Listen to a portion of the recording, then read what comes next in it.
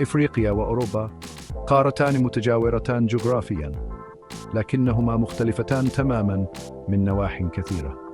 تاريخهما متشابك ومصيرهما مرتبط. لفهم إحداهما يجب علينا فهم الأخرى. يغوص هذا الفيلم في التناقضات الرائعة والتشابهات غير المتوقعة بين هاتين القارتين. سنستكشف جغرافيتهما وسكانهما واقتصادهما وتاريخهما وثقافتهما، مع تسليط الضوء على خصائصهما الفريدة وترابطهما. الهدف ليس تفضيل إحداهما على الأخرى، بل تقديم منظور متوازن. من خلال فهم اختلافاتهما وتجاربهما المشتركة يمكننا تقدير ثراء وتعقيد كلة القارتين.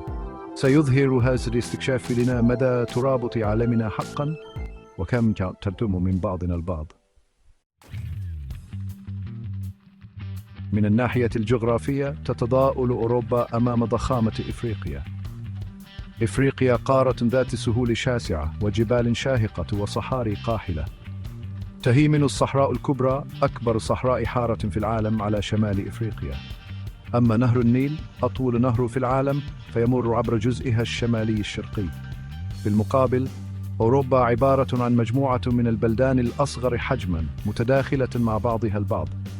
تتميز بتنوع تضاريسها أيضاً، من جبال الألب المغطاة بالثلوج إلى ساحل البحر الأبيض المتوسط المشمس.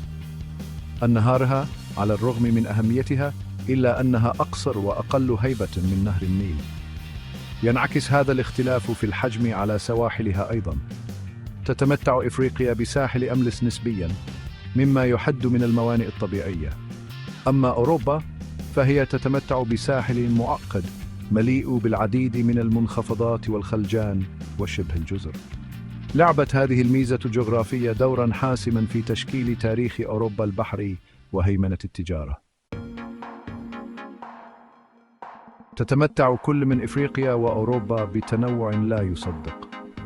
إفريقيا بفضل دولها 54 تضم أغنى مزيج من اللغات والثقافات والأعراق في العالم، بدءا من قبائل البربر في شمال إفريقيا إلى شعب سان في جنوب إفريقيا.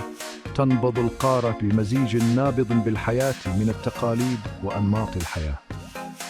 أوروبا على الرغم من تنوعها اللغوي الأقل إلا أنها تمتلك فسيفسائها الثقافية الفريدة.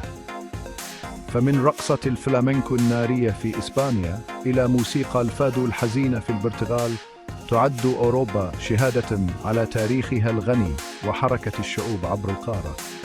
وعلى الرغم من ثرائهما الثقافي تواجه كلة القارتين تحديات. الاختلافات الاجتماعية والتوترات العرقية وتدفقات الهجرة تختبر نسيجهما الاجتماعي. ومع ذلك تظهر كلة القارتين أيضاً مرونة وقدرة على التكيف ملحوظة، حيث تتطوران باستمرار وتعيدان تعريف هويتهما في عالم معولم. اقتصادياً يظهر تباين صارخ. تتمتع أوروبا على الرغم من التحديات الأخيرة ببعض من أكثر الاقتصادات تقدماً في العالم.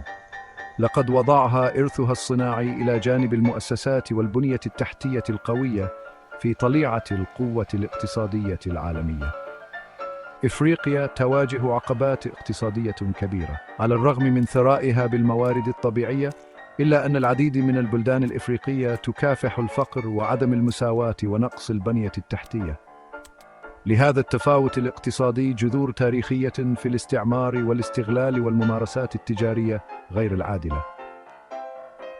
ومع ذلك تشهد إفريقيا فترة من النمو والتطور. روح المبادرة مزدهرة، والابتكار التكنولوجي يغير مختلف القطاعات. وبينما لا تزال التحديات قائمة، فإن إمكانات القارة لا يمكن إنكارها. إن سد الفجوة الاقتصادية بين إفريقيا وأوروبا أمر بالغ الأهمية لتحقيق الاستقرار العالمي والازدهار المشترك. تاريخياً، كلة القارتين مهد الحضارات.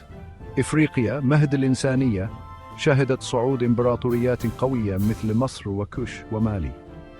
حققت هذه الحضارات تقدماً مذهلاً في الرياضيات وعلم الفلك والطب، تركت بصمة لا تمحى في تاريخ البشرية. شهدت أوروبا أيضاً صعود وهبوط الإمبراطوريات. من الإغريق والرومان القدماء إلى إمبراطوريات العصور الوسطى، كانت أوروبا مسرحاً للغزو والابتكار والتبادل الثقافي. نشأت حركة النهضة، وهي فترة ازدهار فكري وفني ملحوظ في أوروبا، وشكلت الفكر والثقافة الغربيين. ومع ذلك تشترك كلتا القارتين أيضاً في جانب مظلم من التاريخ. ألقت الاستعمار والعبودية والحرب بظلالها على ماضيهما. إن الاعتراف بهذه الأخطاء الماضية والتعلم منها أمر بالغ الأهمية لبناء مستقبل أكثر عدلاً وإنصافاً. ثقافياً، كلتا القارتين نابضتان بالحياة ومتنوعتان. تعد الموسيقى والرقص جزءاً لا يتجزأ من المجتمعات الإفريقية، مما يعكس تقاليدها وطقوسها الغنية. من قرع الطبول الإيقاعي في غرب إفريقيا إلى الألحان العاطفية في جنوب إفريقيا، أثرت الموسيقى الإفريقية على أنواع الموسيقى العالمية مثل موسيقى الجاز والبلوز. التراث الموسيقي لأوروبا مثير للإعجاب بنفس القدر.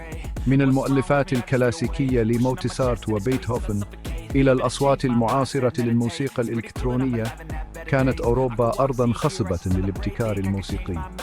تعد روائعها المعمارية من الكاتدرائيات القوطية إلى قصور عصر النهضة شهادة على عبقريتها الفنية. يعد الطعام والأزياء ورواية القصص من الجوانب النابضة بالحياة لثقافات كلتا القارتين. من طواجن المغرب الحارة إلى يخنات إيرلندا الدسمة، تعكس مأكولاتهم تنوعهم الجغرافي وتأثيراتهم الثقافية. من خلال التبادل الثقافي والفهم المتبادل، يمكن لكلتا القارتين الاستمرار في التعلم من بعضهما البعض وإثراء مشهديهما الثقافي.